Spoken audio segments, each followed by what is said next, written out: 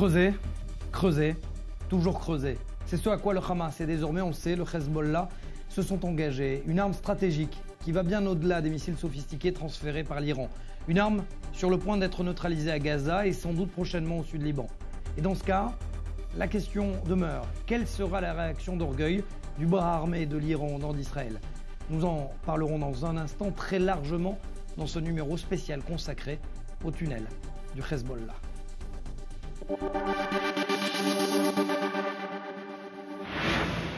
Mais avant cela, retour sur les faits, sur 24 heures d'opération de l'armée israélienne et sur finalement ce tabou brisé par Tsahal, les fameux tunnels du Hezbollah.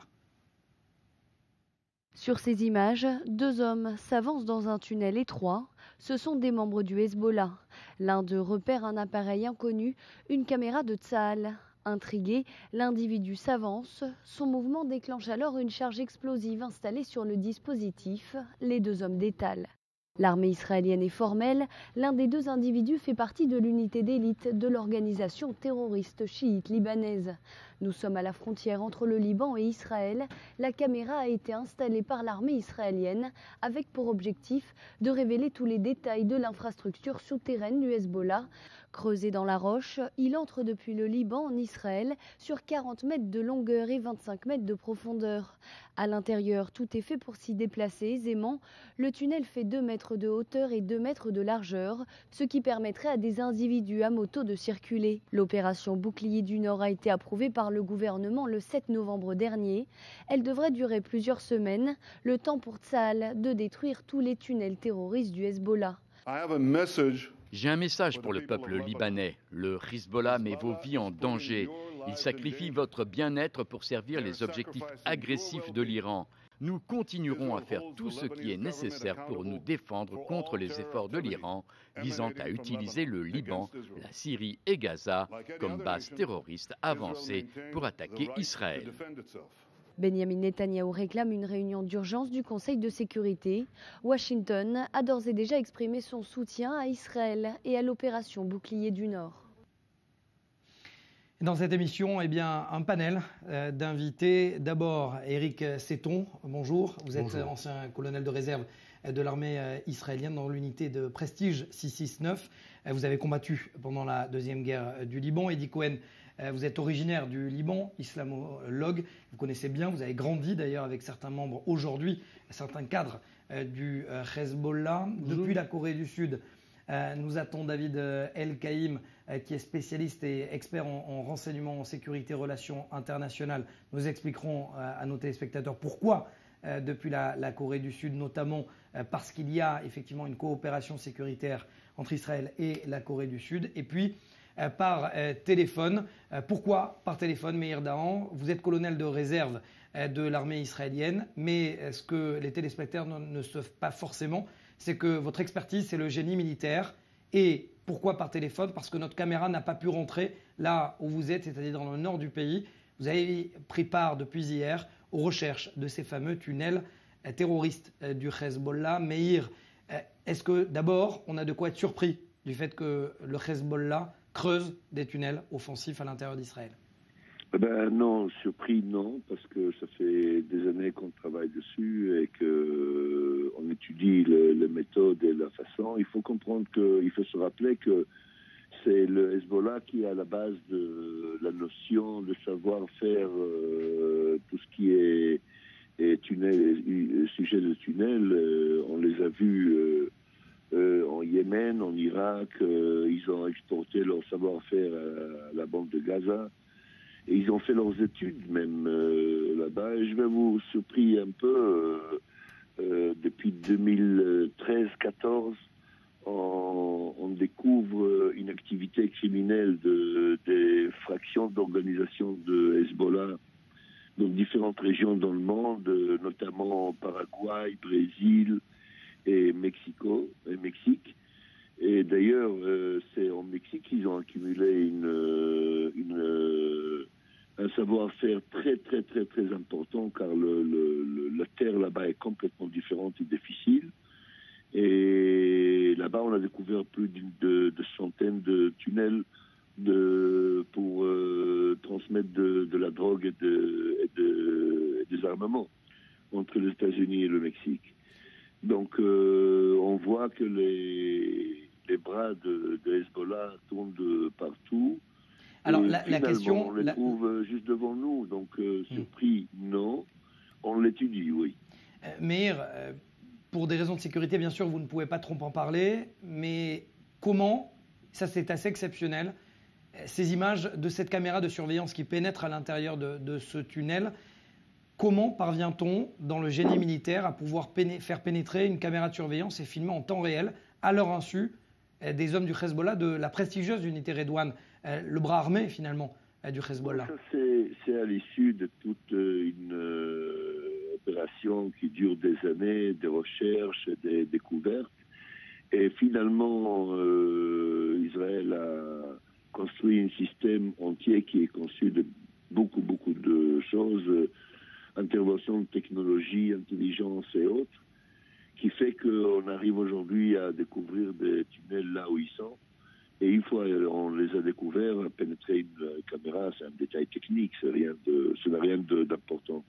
Alors, Meir, très rapidement, puisque vous êtes dans le Nord, vous voyez plus ou moins ce qui est en train de se passer. Le général, le chef d'état-major, Gadi Eisenkot, parle de plusieurs semaines de travail. 130 km, vous êtes colonel de réserve du génie militaire. Combien de temps, selon vous? Vous pouvez dire quelques semaines, plusieurs mois? Combien de tunnels il y en a? Ouais. Et je pense pas qu'il faut mesurer ça. Bien sûr, ça se mesure en temps, mais ça accumule aussi d'autres paramètres, comme intervention de l'autre côté, à quel point ils vont être stressés, etc. Et il faut comprendre quelque chose. Ça a été le vrai sujet, c'est le conflit entre Hezbollah et Israël, et on le voit de partout, en Syrie, on le voit à la bande de Gaza, on le voit à la frontière libanaise. Il est clair, et ça c'est le message israélien qui est très très clair. Il n'y aura pas une frontière silencieuse à la aux frontières libanaises. Ça c'est un message très très très très clair. Les tunnels, ce n'est qu'un élément de plus. Il faut comprendre et se rappeler que vraie menace, c'est autre chose, c'est des dizaines de combattants, des dizaines de milliers de combattants de Hezbollah bien entraînés, et tout le stock de missiles qu'ils ont, et le travaux de précision qu'ils font, tous leurs préparatifs. Et messieurs, il faut se rappeler quelque chose. Le Hezbollah se réveille chaque matin et déclare: nous voulons l'extermination de l'État juif. On va en parler, Meir Dam. Merci beaucoup. Je rappelle à nos téléspectateurs et pourquoi vous êtes par téléphone, que vous êtes justement dans le Nord en ce moment pour justement prendre part aux travaux de recherche de ces fameux tunnels. Alors, je me tourne assez rapidement vers vous, Eddie Cohen, vous êtes islamologue, vous êtes libanais. Meir Dan disait à l'instant que le Hezbollah se réveille chaque matin en voulant la guerre. Pourtant, depuis hier, il a des tractopelles en face de sa frontière et il ne fait rien. Pourquoi? Tout d'abord, on va voir ce que Hezbollah a fait ces dernières années. C'est vrai, il dit on veut tuer Israël, on veut exterminer l'État d'Israël. Mais en fait, le Hezbollah, il tue les Syriens, il tue les Syriens. Combien de Hezbollah a tué des musulmans et combien de juifs israéliens a tué? Le Hezbollah, la raison d'être de Hezbollah, c'est de dire, soi-disant, je suis la résistance contre Israël. C'est ça la raison qui ne veut pas abandonner les armes, ces armes. Les Libanais, les chrétiens, les musulmans sunnites, ils disent à Hezbollah, on veut l'armée libanaise, qu'elle soit l'armée. On ne veut pas des milices, parce que Hezbollah, c'est une milice, organisation terroriste. Le Hezbollah, en fait, il se fout des Libanais. Il dit, moi, je veux exterminer Israël, mais en fait, il tue les Syriens, il tue les musulmans en Irak, les musulmans en Yémen. Et la raison d'être, c'est soi-disant, je suis contre Israël, mais en fait, la vérité, il est contre les musulmans sunnites. C'est une guerre entre les chiites et les sunnites qui s'est déclenchée il y a 1450 années et ça continue. Donc ça, c'est pour l'idéologie du Hezbollah. Est-ce que vous, Eric, vous avez l'impression finalement qu'on est aux portes d'une guerre, parce que le Hezbollah pour l'instant ne réagit pas, mais c'est une question de temps avant que la milice chiite ne réagisse? Je crois que les clés de la guerre se trouvent non pas au Liban ou au sud Liban, mais à Téhéran. Le Hezbollah travaille pour l'Iran, ce qu'il a fait également en Syrie, et en fait son patron va décider quand est-ce qu'il va lancer cette guerre. Mais c'est vrai qu'en ce moment, le Hezbollah a créé une force qui est très très importante, beaucoup plus importante que ce qu'on a connu pendant la deuxième guerre du Liban en 2006. C'est vrai que nos possibilités également ont augmenté, se sont améliorées. Et comme a dit général Amir Echel, le commandant de l'armée de l'air, en quittant son poste, ce qu'on a fait en 34 jours, on pourra le faire maintenant en 48 heures. Mais on a en face de nous une force très très importante qui possède peut-être le plus de missiles au monde. Et c'est un quasi-État qui se trouve en face de nous avec une armée. Et ce quasi-État est en fait aux ordres de Téhéran. Et Téhéran en ce moment est en train d'essayer de prendre Israël en tenaille, avec au sud le Hamas et au nord le Hezbollah. Le Hamas en ce moment est en train de fléchir par tout ce qu'on a, l'accord général qu'on est en train d'essayer de mettre en place. Et ça peut peut-être exciter le Téhéran à en fait provoquer quelque chose au nord d'Israël. Eddie, je le disais hier sur cette antenne, que le Hezbollah a quasiment utilisé 80% du budget alloué par l'Iran à la construction de ces tunnels. Et pourtant, on le voit bien, les tunnels, une arme stratégique qui n'a pas pu voir le jour. Est-ce qu'on peut imaginer que l'Iran demande des comptes au Hezbollah pour cette arme qui n'a jamais vu le jour finalement?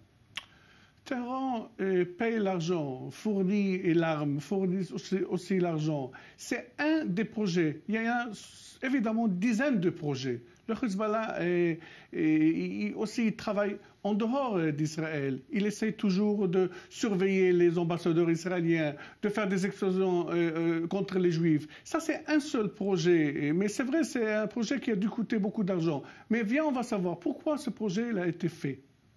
Est-ce que le Hezbollah peut occuper Israël avec ce tunnel? Non. Ce tunnel, il est fait juste pour la propagande. Le rêve de Nasrallah, c'est d'infiltrer 5-6 commandos Hezbollah, planter le drapeau, filmer ça et dire aux Arabes, voilà, j'ai occupé la Palestine. Hezbollah, viens, on va dire la vérité. Ces dernières années, il a perdu sa popularité. Parce que la guerre de la Syrie, le Hezbollah a tué les Syriens, a tué les musulmans. Et le monde arabe lui a dit, vous êtes résistance contre Israël, pourquoi vous tuez les musulmans? Et il a perdu beaucoup de popularité. Maintenant, le Hezbollah, il veut rejouer, il veut prendre la popularité encore une fois, à nouveau. Et ça, c'est un moyen d'être populaire dans le monde arabe, mettre le drapeau et dire, j'ai fait un commando en Israël, et je vais occuper la Palestine. Je veux libérer Jérusalem. Je veux libérer la Palestine. Je veux libérer la zone de Sheba. La ferme de Sheba. Et dit, là vous parlez d'une stratégie du Hezbollah, mais militairement, est-ce que concrètement le Hezbollah est capable de tenir tête à l'armée israélienne? Bien sûr que non, bien sûr que non.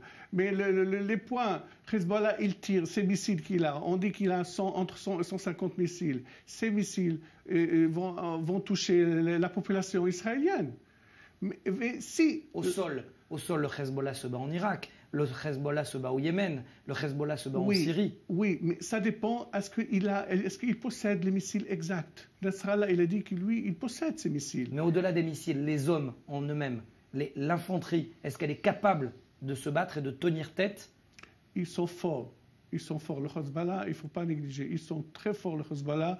Mais qui va payer ce prix-là? Si la guerre elle va éclater entre Hezbollah et Israël, le Liban, et je répète une fois, le Liban va être détruit. C'est pour cela qu'il ne veut pas la guerre. Nasrallah ne veut pas la guerre contre Israël. C'est juste des paroles. Si les chrétiens et Jaja, le président libanais, les musulmans, Hariri, ils ne veulent pas la guerre. Personne ne veut la guerre. Personne ne veut la guerre. Alors, et c'est pour ça qu'il a beaucoup de choses à perdre, Nasrallah, s'il ose de faire la guerre. Vous parlez de paroles, il y a des actes également. David El-Kaïm, vous êtes avec nous depuis la Corée du Sud. Effectivement, Israël a vendu des systèmes de missiles antimissiles à la Corée du Sud parce qu'il y a effectivement cette grande syndicale terroriste, Corée du Nord, Syrie, Iran. Est-ce que c'est exactement ce que vous ressentez depuis la Corée du Sud ? Oui, bonsoir, pardon pour ces problèmes techniques. Oui, donc en fait, comme vous l'indiquez, il y a les liens entre la Corée du Nord, la Syrie, l'Iran et les milices qui dépendent de l'Iran, telles que le Hezbollah, sont assez anciens, au moins depuis les années 80 en fait. Ce qui est intéressant, c'est qu'aujourd'hui, à cette internationale de ce qu'on appelait les États voyous ou l'axe du mal, selon le vocabulaire, répond un petit peu un axe entre les États-Unis et leurs alliés. Et là, le contrat le nouveau contrat que viennent de passer les Coréens avec Israël, en est une illustration. Alors, je précise que là, c'est en fait simplement la dernière version d'un système de détection qui a été acheté, qui s'appelle le Green Pine, qui est en fait la troisième version. Mais il y avait déjà eu la première signature d'un contrat en 2009 et un avenant au contrat en 2017. Donc, c'est plutôt le prolongement de quelque chose. Il se pourrait d'ailleurs que, d'après ce que j'ai lu, il y ait aussi des démarches de la part des Sud-Coréens pour en fait louer les capacités satellitaires d'Israël, le temps qu'eux-mêmes arrivent à maîtriser cette technologie et déploient leur propre armada de satellites d'observation. Est-ce qu'on peut imaginer, David, une représaille justement de la Corée du Nord et de ses alliés, l'Iran, face justement à cette relation entre la Corée du Sud et Israël? Il ne me semble pas, parce que les liens de la Corée du Nord avec ces régimes-là, elle a pu être entre guillemets idéologique, anti-impérialiste, pour employer ce vocabulaire, dans les années 80. Mais maintenant, c'est purement, une question de survie pour le régime nord-coréen. Le régime nord-coréen, il subit un blocus, un embargo et des sanctions économiques qui sont vraiment très très fortes, même si elles sont partiellement détournées par les Chinois et par les Russes. Mais c'est vraiment un régime qui est complètement exsangue, qui en fait se faisait simplement de la vente d'armes. Ils étaient prêts à vendre tout ce qu'ils produisaient, n'importe quelles armes, ils étaient prêts à les vendre à n'importe qui pour avoir des devises en fait. Donc le fait qu'il y ait un rapprochement entre la Corée du Sud et la Corée du Sud et Israël, je ne pense pas que ça déséquilibrera à quoi que ce soit dans la péninsule coréenne. Leur problématique n'est pas là du tout, et de toute façon, en ce moment, ils sont dans une phase de rapprochement. Je doute beaucoup que la situation au Moyen-Orient change quoi que ce soit sur ce terrain-là. Merci David, restez avec nous. Alors, vous parliez justement de la Syrie, de cette exportation de savoir nord-coréen. À l'époque notamment, c'était ce qui avait valu un raid de l'armée israélienne, de l'armée de l'air israélienne, contre une centrale syrienne calquée sur le modèle nord-coréen. Ce qui m'amène justement l'occasion pour moi de parler d'un simulateur. Un simulateur de vol de pilotes de chasse. Ça existe dans l'armée, mais ça existe également dans le civil. Nous sommes allés à sa rencontre. Regardez, on en parle juste après avec nos invités. Bonjour, bienvenue dans l'escadrille. Prêt à voler? Ça va être une grande expérience pour vous. Allons-y. Quelques secondes plus tôt, nous avons donc enfilé la fameuse combinaison, prêts, pour la première fois, à suivre les premiers pas d'un pilote. Et ce, dans les moindres détails. Briefing d'avant-vol, explications techniques, sans oublier la mission qui nous a été fixée. Tout a été pensé pour que l'on ressente les mêmes impressions qu'un pilote de chasse. Je maintiens les 370 nœuds de vitesse. Je continue de grimper. Le pilote, c'est Kobi Regev, colonel de réserve dans l'armée de l'air israélienne, ancien commandant de 2 escadrilles d'avions de chasse et fondateur, depuis 3 mois, de ce simulateur. Je dirige pour ce vol une escadrille composée d'un F-35 accompagné de 2 F-16I. Nous allons voler au-dessus de Saint-Jean d'Acre, direction notre destination, le nord du pays. Au cours de mes 32 ans de vol, en tant que pilote et commandant d'escadrille, nous avons connu des scénarios de vol très similaires de ce que nous vivons ici avec ce simulateur. Nous allons conduire la mission dont nous avons discuté plus tôt. Ça va être complexe, mais je suis certain que vous êtes prêts. Ok, bonne chance à tous. Quelle est la cible, commandant? La cible est celle dont je vous ai parlé, une cible ennemie. À bord d'un chasseur F-16, les civils peuvent, comme nous l'avons fait, avoir en main le fameux joystick du prestigieux avion de combat. Ici, au-dessus de Tel Aviv, concentration maximale. Exercice du jour, être capable d'équilibrer son appareil. On peut aussi tenter un, voire plusieurs loopings plutôt périlleux, tout en essayant de gagner des points en touchant ses objectifs. Mission accomplie. On peut survoler Israël, le Liban, la Syrie, pourquoi pas l'Iran. Mais ne pas oublier, ici nous ne sommes que des apprentis. Retour très rapide à la vie réelle. Difficile d'aborder les sujets qui fâchent. On ne parle pas, ou très peu, avec ces anciens pilotes de chasse, des enjeux à la frontière nord d'Israël, des menaces posées par les systèmes anti-aériens S-300, désormais entre les mains des Syriens, ni même d'une attaque hypothétique en Iran. Nous sommes habitués à ne pas tout dire à tout le monde. Cela fait partie de notre formation, de qui nous sommes. Au final, l'expérience est plutôt unique. De suivre ce que ces pilotes de chasse israéliens vivent au quotidien dans cette région explosive. Et surtout de voir qu'on peut aussi simuler des scénarios de guerre, au sud comme au nord d'Israël.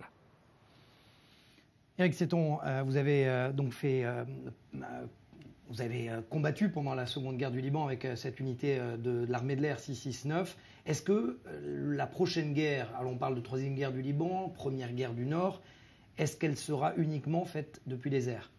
Non, pas uniquement. C'est vrai que notre capacité aérienne a énormément évolué et s'est énormément améliorée. Et nous pouvons infliger de grandes pertes au Hezbollah par les airs. Mais les combattants du Hezbollah se cachent et le réseau de souterrains que nous avons découvert n'est qu'une partie des réseaux de souterrains qui existent au sud Liban et qui sont des souterrains de logistique et d'attaque, mais qui permettent aux combattants de se dissimuler. Et ce sont des combattants, comme l'a dit M. Cohen, très intelligents, très forts. Est-ce que vous pensez que justement la construction du fameux mur de sécurité a été pensée en amont pour permettre justement les travaux de recherche de ces tunnels terroristes? Bien sûr. Ce n'est pas d'aujourd'hui que nous avons découvert ces tunnels. Ça fait plusieurs années que nous les suivons. Et c'est quelque chose qu'il fallait faire de façon progressive et de façon réfléchie. Une attaque terrestre, ce serait une attaque qui mettrait également en jeu tout le Liban et pas seulement le sud-Liban. Et c'est exactement ce qu'a rappelé Netanyahou hier dans son discours. Est-ce que vous pensez, Eddie Cohen, que cette décision de Netanyahou, elle est politique ou alors avant tout elle est sécuritaire? Non, tout d'abord, on a attendu que ça pénètre dans les frontières israéliennes. Parce que si on avait découvert ces tunnels et chez eux, au Liban, les Libanais vont dire c'est notre pays, c'est notre territoire. Mais on a attendu quelques années pour que ce tunnel pénètre, je pense, ce tunnel pénètre dans les frontières israéliennes. Et écoutez, Hezbollah, c'est une organisation terroriste, mais pas vu uniquement par nous et les Américains. Les Arabes, les pays du Golfe considèrent le Hezbollah une organisation terroriste. C'est-à-dire, Netanyahou, il veut maintenant, avec M. Trump, mener une guerre contre le Hezbollah.